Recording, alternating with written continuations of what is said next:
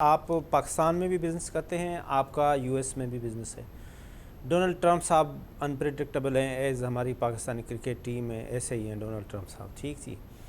ابھی انہوں نے آتے ہی حالیہ جو انہوں نے بیانات ہیں وہ امپلیمنٹ بھی کر رہے ہیں اور دبا کے کر رہے ہیں، کسی سے نہیں ڈر رہے ہیں۔ تو انہوں نے چائنا کو، اور خاص طور پہ ان کی جو پہلی الیکشن کمپین تھی اس پہ بھی انہوں نے کہا تھا کہ میں میکسیکن وال بناؤں گا، وہ دیوار پہ الیکشن تھی۔ اب بھی وہ میکسیکو پہ بھی ریسٹرکشنز لائے گا، ٹیکسز بڑھائے گا، ایون وہ چائنا کے اوپر بھی تھوڑا سا ہاتھ ہیوی رکھے گا۔ اس کے ڈیفینیٹلی بینیفیشری ہمارے جیسے ملک ہوں گے۔ تو ہم اس روم کو دیکھ رہے ہیں کہ یہ ہم کس طرح سے ایونیو کو اپروچ کریں۔ حسین بھائی بہت شکریہ giving me opportunity to participate in your شو۔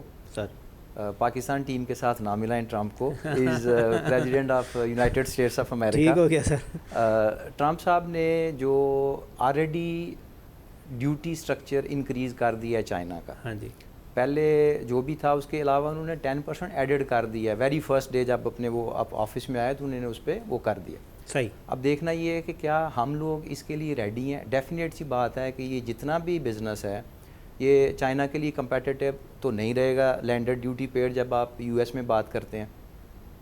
کیا پاکستان اس چیز کے لیے ریڈی ہے کہ جو پروڈکٹس چائنا سے یو ایس میں جا رہی تھی، ظاہر ہے ساری تو ہم نہیں کر سکتے، ہم بات کر رہے ہیں ٹیکسٹائل کے پرسپیکٹو میں۔ جی بالکل ٹھیک۔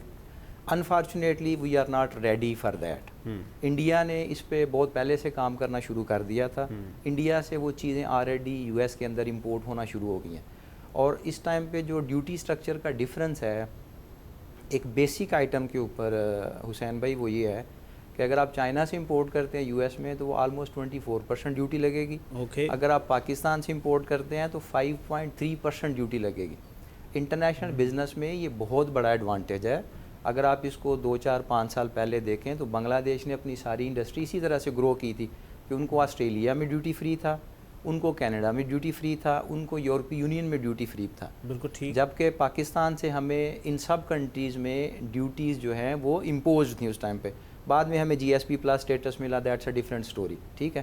تو میرا خیال ہے کہ ابھی پاکستان از پوزیشنڈ ان اے وے کہ ٹیکسٹائل سیکٹر جو ہے کہ اگر ہم اس پہ ایڈوانٹیج لینا چاہیں تو لے سکتے ہیں۔ یہ بڑی بریکنگ نیوز دے رہے ہیں کہ مثال طور پہ اگر وہ یو ایس امپورٹ کرنا چاہ رہے ہیں چائنا سے تو اس کو 24% اور ہمارے یہاں 5%۔ اور یہ حسین بھائی بیسک پروڈکٹس ہیں، کچھ آئٹم تو ایسی ہیں جو اسٹیل بیس ہیں، ان پہ میرا خیال ہے 20% یا 15% ایڈیشنل ڈیوٹیز ہیں۔ تو اگر ہم ان چیزوں کو بھی ڈیولپ کر سکتے ہیں، I'm just talking about the textile sector, ٹھیک ہے، جس میں ہمارا 24 ورسز 5.3 کا ریشو بھی آ گیا۔ انڈیا سے بھی یہی ہے 5.3%، اور انڈیا نے آلریڈی شپمنٹس کرنا شروع کر دی ہیں۔ پاکستان سے ابھی سٹارٹنگ ہو رہی ہے اس چیز کی، اور ابھی لوگ اس پہ کام کر رہے ہیں۔ دیکھیں بزنس مین تو بہت ذہین ہوتا ہے نا، وہ چاہے یو ایس کا بزنس مین ہو، چائنا کا ہو یا پاکستان کا ہو، تو وہ جو یو ایس میں بزنس مین ہے جو اس کو اگر وہاں سے 24% ٹیکسز دینے پڑ رہے ہیں تو اور یہاں پہ 5% دینے، تو وہ پریفرنس ہمارے یہاں دے گی، تو ہمارے یہاں ٹیم اس کو ہے جو اس کو اٹریکٹ کرے۔ دیٹس دا $1,000,000 کویسچن نا، کہ are we ready to absorb that opportunity or not. میرا خیال ہے کہ اس میں ہمیں ٹائم لگے گا۔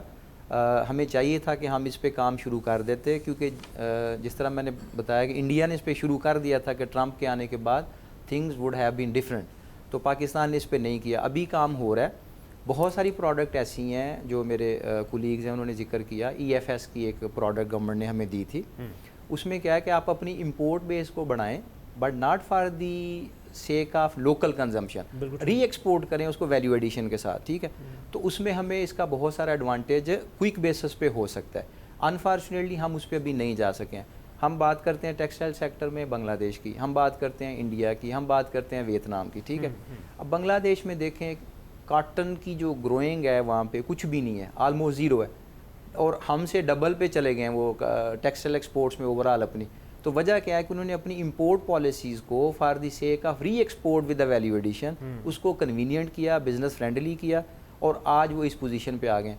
ہمیں اور ہمارے اداروں کو چاہیے کہ اس پہ کام کریں، جو ہم نے امپورٹ اپنی کرنی ہے اس کو فیسیلیٹیٹ کریں، چیکس اینڈ بیلنسز ضرور رکھیں، ٹھیک ہے، وہ بہت ضروری ہے، اور اس کی وجہ سے ہم کوئک بیسس پہ اپنی ایکسپورٹس کو ایٹ لیسٹ 10 to 20% تو ہم ود ان 2025 2026 انکریز کر سکتے ہیں۔